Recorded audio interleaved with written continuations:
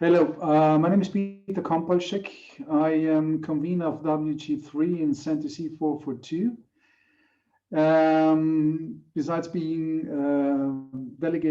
Austrian delegate to ISO, I'm convener of the Austrian BIM standards.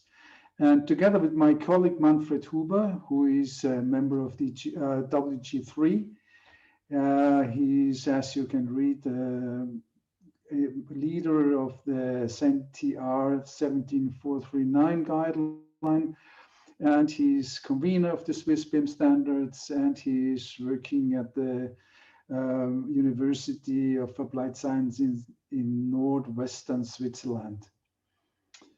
Next, please. What I'm focusing now is what the scope of our working group 3 is. It's everything about information delivery specification, and our work group has more than 100 representatives, experts from more than 29 countries in Europe. And we have various projects running. One that you might have already seen is the technical report 17439 from 2020. It's a guidance on how to implement EN ISO 19650, both part 1 and 2 in Europe. And we have some other things that we are working on, and as they are not published, they are still WIs, work items. The first one to introduce is 40 Food 2023. It's a guideline for understanding and using EN ISO 294.11. This is information delivery manuals, the part 1 methodology and format in accordance with 19650. Then we have a work item which is 44/2024, a guideline for the implementation of BEP and ERR based on 19650.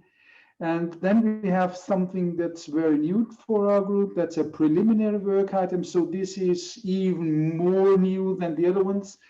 It's a framework and implementation of CDE workflow and solution in accordance with EN ISO 19650. What's the scope of those documents? The first one, the technical report 17429, of course, is trying to introduce 19650 in a European context, and we want to highlight the individual aspects of EN 19650 1 and 2, and we want to explain those standards by means of examples. The work item 4 for 2023, the guideline on 29481, is the scope is as 294.811 defines a framework and methods for linking process maps and exchange requirements with digital building models over the life cycle of a built asset. Our document in WG3 provides a guideline on how to develop an information delivery manual in compliance with the EN 29481. It explains the core components and development process of the IDM methodology in less technical terms. It's not non-technical, it's less technical. The objective is to help users and software vendors to understand and utilize the IDM standard in defining information requirements and deliverables. The next one is the work item 4 for 2024, which is a guideline for the implementation of BIM execution plans and exchange information requirements, again, based on 19650. This document operationalizes the tendering and appointment process of information deliveries as specified in the standard. The main goal of this document is to provide templates and guidance for all activities conditioning specification of requirements and deliveries in the production of exchange information requirements and BIM execution plans as described in the 19650, especially part 2. And this brings me to the last document that we are at the moment working on. That's the preliminary work item, which is the framework and implementation of CDE workflow and solution in accordance with E and ISO 19650. This work item is especially important as it gives basic information over what is defined in 19650. It will detail and structure the concept of a common data environment as a workflow for collaborative process of managing information and information containers. It will describe how to link a CD according to an E and ISO 19650 to an already existing asset management system of the asset owner. It will clarify how to maintain and manage living documents like information models. It will explain how to maintain, exchange, and manage information requirements like OIR, AIR, EIR, as well as BIM execution plans, and how to use and implement information delivery plans for the above entities, how to manage and collaborate between various information containers like models, requirements, container states, and how to process workflow by a CD based on the IDM concept. This we will do in collaboration with WG2 of CENTEC 442, who is working on an API for CDEs. So this is more the descriptive, the content-driven document, while the other one is more technical for the implementation of such a CDE API. Yeah. And now I hand over to Manfred Huber, who will explain in short the principles of the document that we did as a guideline for 19650. Please, Manfred.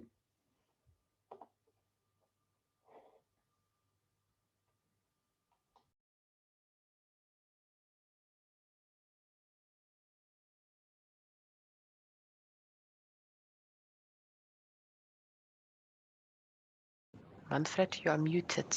We cannot hear you.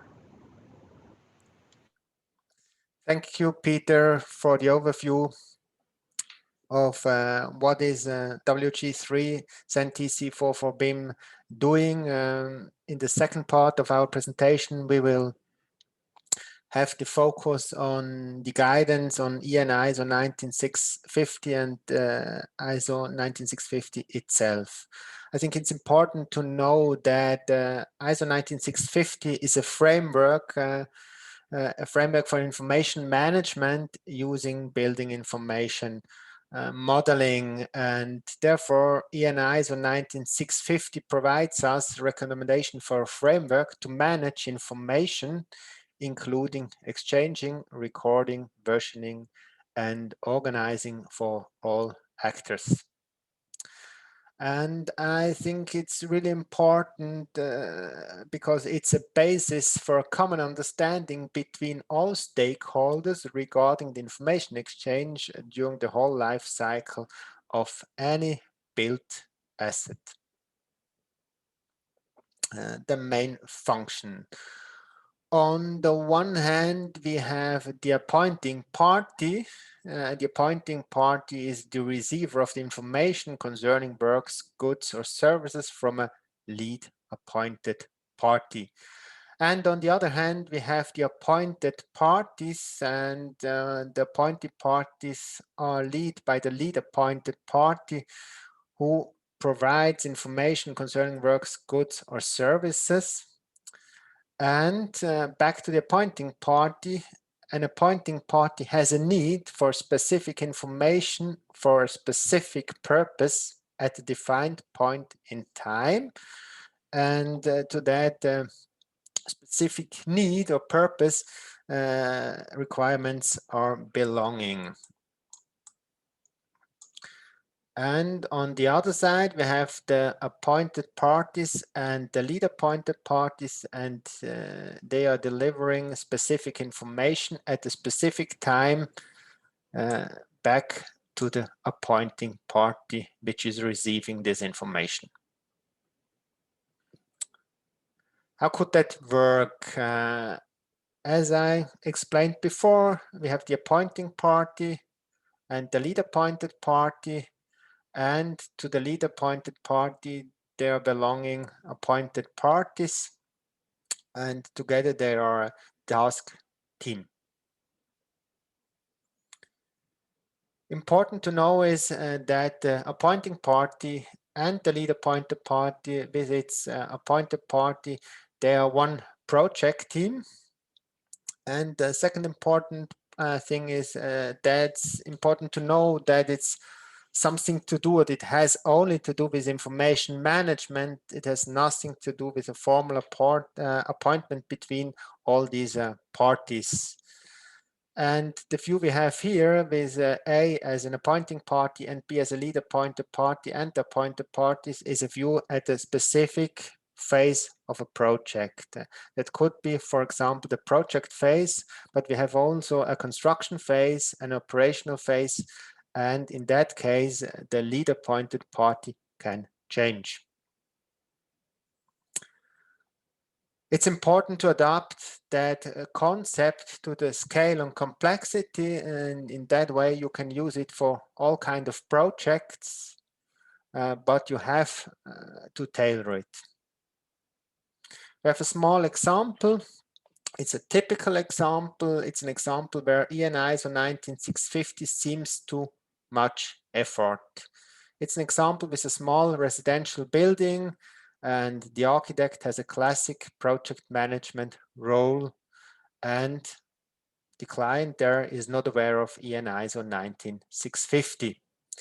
That's an example, especially for SMEs, and this kind of project is quite common in several countries across Europe, e.g. France, Germany, Austria, Switzerland, but also others.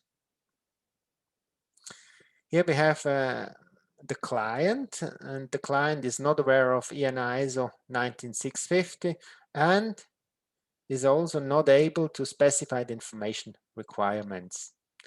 On the other hand, we need a so-called lead appointed party. And in that case, the client, as the appointing party, appoints the architect as the prospective lead appointed party to take over the information management function in its place, because the client is not able to formulate the requirements. And in this case, the appointing party shall establish a scope of services that includes supporting the client in specifying its exchange information requirements. Then the architect, as lead appointed party, defines a framework for the exchange of information according to the client's exchange information requirements.